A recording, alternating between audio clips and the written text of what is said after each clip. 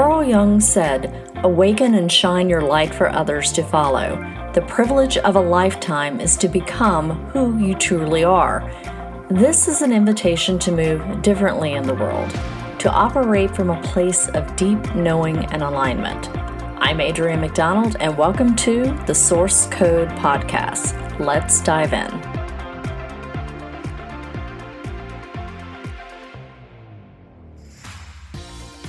Hello, beautiful humans, and welcome back, or welcome if it's your first time. Grab your favorite beverage, and let's get into what the Muse has for us today.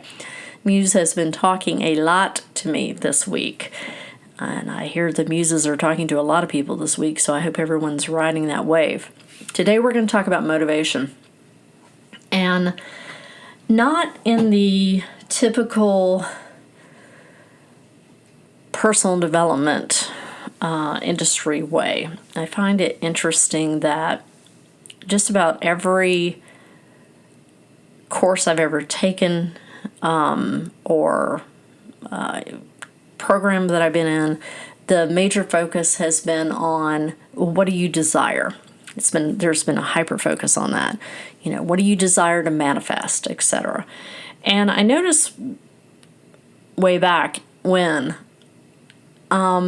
a lot of people respond to that, and then there were people that just didn't seem to respond to that, and I always thought that was curious. Now, when we look at motivation from a human design standpoint, it's a little different. You have a type, and you have a transference. And before I get into that, if you have downloaded your free human design chart and report from my website prior to this episode, then you need to go back and put in your information again and look at the chart portion, because the motivation field is now available. You don't have to reload your chart or re-download your chart because it hasn't changed, but that one field on the chart is now available. So in human design, transference refers to the state of being out of alignment with your true motivation. Now, each person has an inherent natural motivation type that aligns with your design and reflects your authentic way of engaging with the world. Now, when you are living in accordance to your true motivation, you operate in harmony with your inner nature, and you're making decisions that are aligned with your core values and your strengths. However, due to conditioning and external pressures and life experiences, you can unconsciously shift away from your true motivation, and you can adopt a different motivation type. This shift is known as transference. So transference happens when your behavior and your decision-making process are influenced by factors that are not true to your inherent nature. It is a deviation, if you will, from your authentic self, and it often leads to those feelings of not self, like bitterness and frustration and anger and all the not self feelings. Now, typically, transference can be seen as a coping mechanism, a way to deal with those external expectations, societal pressures, etc. Because when you're in it, you may adopt motivations and behaviors that are not genuinely yours. You're trying to conform in some way. You're trying to protect yourself in some way from either, perceived threats or perceived inadequacies, those types of things. And that can manifest in various different ways, right? You could be focusing on goals and desires that don't even resonate with you at all. A case in point of, I know several people that went into law school to become attorneys that's not really what they want to do. I know a couple of dentists the same way. That's not really what they wanted to do, but it was just bending to that societal pressure. So when you recognize you're in transference, it allows for, greater self-awareness and an opportunity to realign with your true motivation.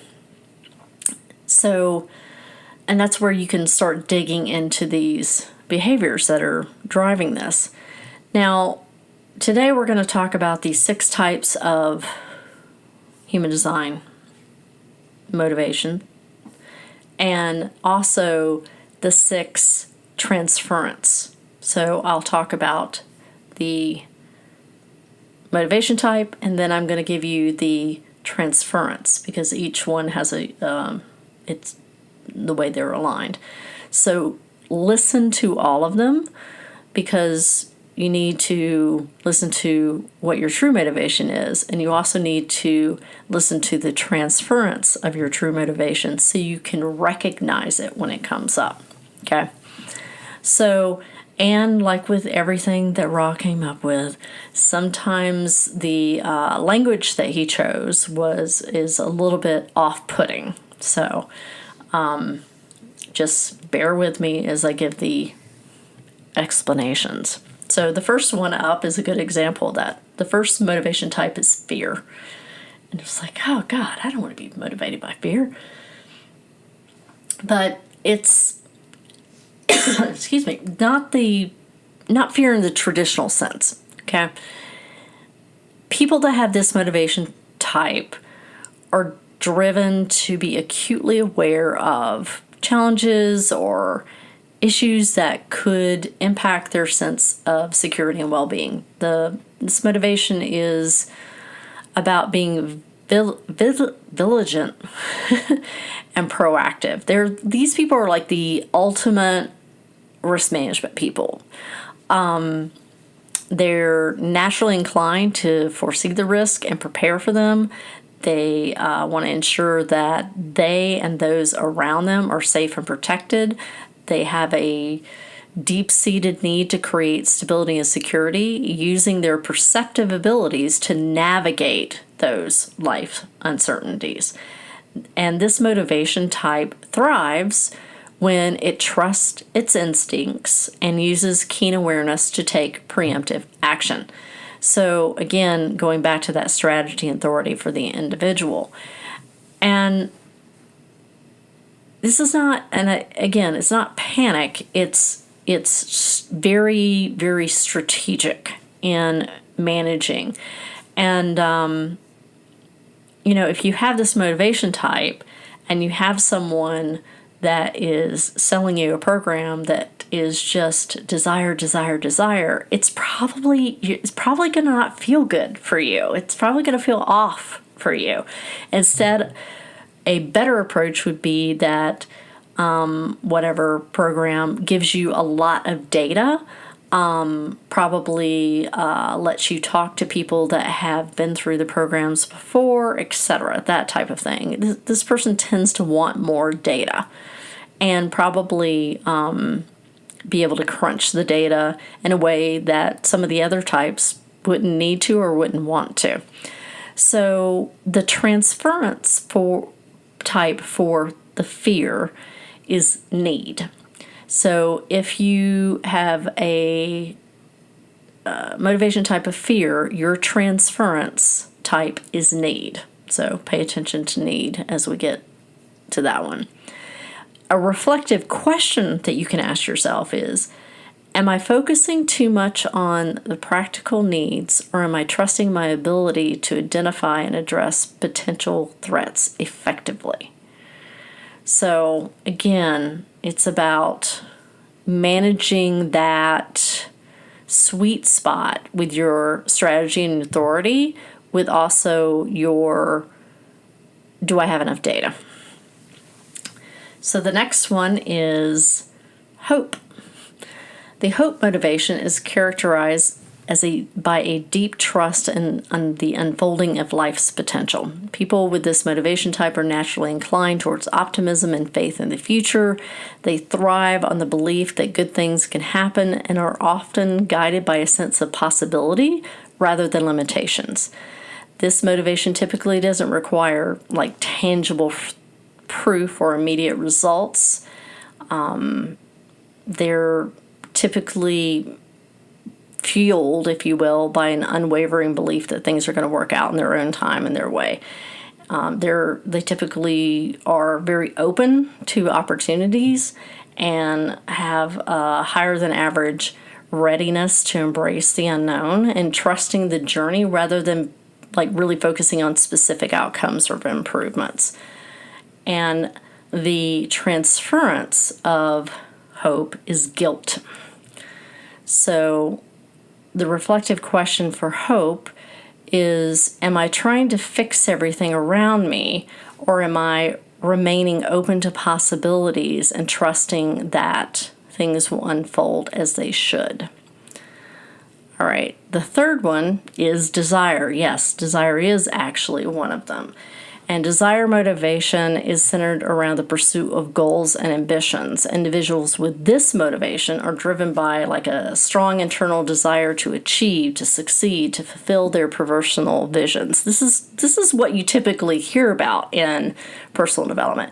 They're naturally strategic thinkers. They're always looking out for ways to turn their desires into reality through, planning and decisive action. This motivation thrives on clarity and purpose, channeling its energy into the realization of getting those goals. It's not just about wanting something, but about the process of strategically taking the steps to obtain it. Because, determination and a clear sense of direction. So the transference of desire is innocence. And a good reflective question for someone who has desire motivation as their type is, am I taking a back seat in my own life, or am I actively pursuing my goals and using my strategic mind to achieve them? Now, I have desire as my motivation type. And what's interesting is when I started studying human design and getting more in depth, because this particular set of information is some of the last stuff you really study, it really made me appreciate different people's perspectives on what drove them. Because, again, I think the industry really, really focuses on people that have the desire motivation type, and there's so much more depth out there that we probably need to be expanding on. So the next one is having the need motivation. So the need motivation focuses on providing practical assistance and addressing what is essential in the moment. These are very, very present in the moment people. Individuals with this motivation are driven by a desire to help others and themselves by ensuring that their fundamental needs are met.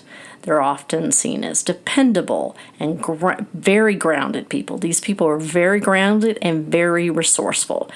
And they have the ability to be supportive in like all these different various situations. I know several people with need motivation, and they're just incredibly resourceful people.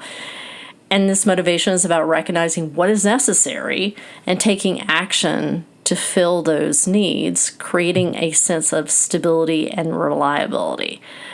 And this motivation type thrives when it can provide a tangible, practical support that directly impacts well-being and security, right? So the transference for need is fear. And a reflective question would be, am I overly worried about potential threats? Or am I focusing on how I can provide practical support and meet the immediate needs of myself and others? And then the next one is guilt. Now, the guilt motivation, and this is the one that I really hate the name of it, because I think it's like, I think it gives us a warped, put off type of feeling when people look at this one. They're like, what do you mean I'm motivated by guilt? It's really that you're motivated by a deep sense of responsibility to make things better. Individuals with this motivation are naturally inclined to identify what's working, or what's not working, or what could be improved, and take action to fix or enhance it. They're motivated by a desire to create a positive change. They want to rectify issues. They often feel a strong duty to correct mistakes or improve conditions. It's a lot less about feeling guilty in the negative sense and more about like a constructive drive to make improvements. And it's guided by, the person's own ethical and moral responsibility to do better. So the transference of this is hope. And the reflective question for this particular type is, am I avoiding responsibility by just hoping things are going to get better? Or am I taking concrete steps to improve what needs fixing? And again, if you happen to be, like, if I had this particular motivation type, one of the questions, because I'm a 3-5 generator, I would have to be asking myself is this still something that I need to fix? Is this a problem that lights me up that I want to fix, right? So again, default back to your strategy and authority. Factor that in when you're really contemplating this. And then the last one is innocence. And the innocence motivation is about maintaining a pure, unbiased curiosity and openness to life. Individuals with this motivation are like naturally inclined to explore and observe without having like a specific hard-wired set agenda or goal. They are here to be a little bit more fluid. They're driven by a desire to understand and experience life as it is, trusting in the natural unfolding of events. This motivation type values presence and receptivity and embracing each moment without trying to control it or direct it. It thrives when it can stay detached from specific outcomes and just trust in the journey, allowing experiences to unfold organically without a lot of an interference. And its transference is desire. So the reflective question for this one is, am I getting caught up in chasing specific goals, or am I allowing myself to stay open and curious without an agenda? And those are the different motivation types within human design. Now, even though I got asked this question and I've done this podcast, this is a deeper layer. I wanted to come on here and give some sort of framework, but it is not one of the, if you're very, very new to human design, it's not one of the ones that people normally go into too deep unless you're doing like a detailed reading or something. And what you don't want to do is look at the motivation type and discard your strategy and authority. That always is where you want to fall back to. This is just a deeper layer, something to look at, something to consider when you are, especially if you're in doing some personal development stuff, because this might explain why you felt pressure and something didn't feel right, and may give you some insight into, do I want to do this or not, when it comes to taking those different paths and uncovering new awareness challenges for yourself. So, as always, thanks for listening. Got some good stuff coming up in September. I am working on a free deconditioning guide for you guys out there. I hope to have that available soon. If you want to go deeper and want to schedule a reading, that link is also in the show notes. And until then, as always, thanks for listening. If you find this useful, please share it out. If you feel so inclined, leave a review. I would love to connect with you on social media. I'm mostly on Instagram, Facebook, LinkedIn. However, remember to find beauty every day and seek the magic in the mundane.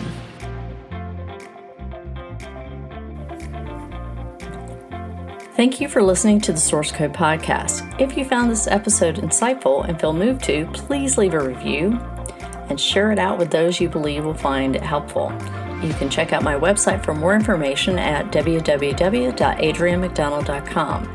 And for more of my more regular musings, connect with me on Facebook, Instagram, Threads, and LinkedIn. I hope you have a beautiful week.